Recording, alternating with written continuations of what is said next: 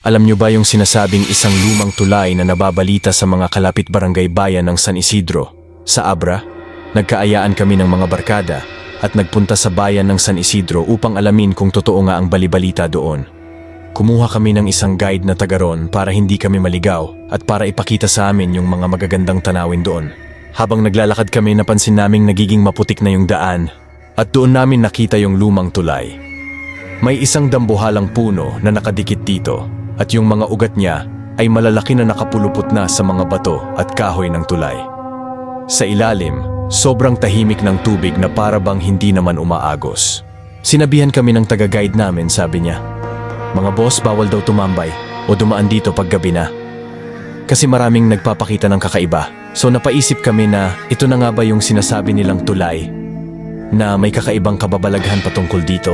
Nung oras na yun talagang yun ang sadya at gusto namin malaman. Kaya sabi namin, "Sus, kuya, kwento-kwento lang yan para takutin ang mga tao o turista dito. Dito lang tayo, subukan nating tumambay na kahit papano. Gusto namin makita ang view ng lumang tulay na ito." Kinabahan yung guide namin pero sumang-ayon na rin kasi trabaho niyang samahan kami. Nang hindi namin napansin pa at inabot na kami ng dilim na habang nandoon kami, naramdaman namin agad kung bakit sinasabing bawal sa tulay.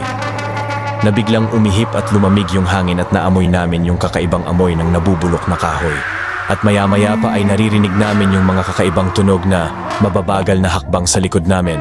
Pero pag lumingon kami, wala namang tao o sinuman. At kami lang naman talaga ang nandoon. Tumingin ako sa mga kasama ko at nakita kong namumutla na rin sila. Pati yung guide namin, nanginginig na rin ang buong katawan niya. Tapos doon na ikinuwento sa amin ng guide namin yung totoong kwento.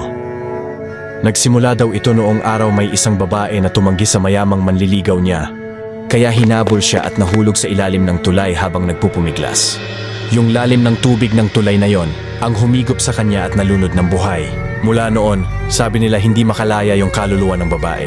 Kasi sa sobrang sakit at sa naramdamang galit niya. Ang puno naman na malaki na yun daw ang libingan niya at naging tahanan ng kaluluwa niya at yung tulay na ang naging hangganan ng paghihiganti niya. Habang nakatayo kami doon, biglang sumigaw yung isa kong kaibigan, "Uy, nakikita niyo ba yon?" Tumingin kami sa tinuturo niya at pati ako at yung guide, parang nakita rin namin siya isang babaeng nakaputing damit na puno ng putik, nakatayo sa gitna ng tulay at nakatingin sa tubig. Pero pagkurap namin, bigla siyang nawala.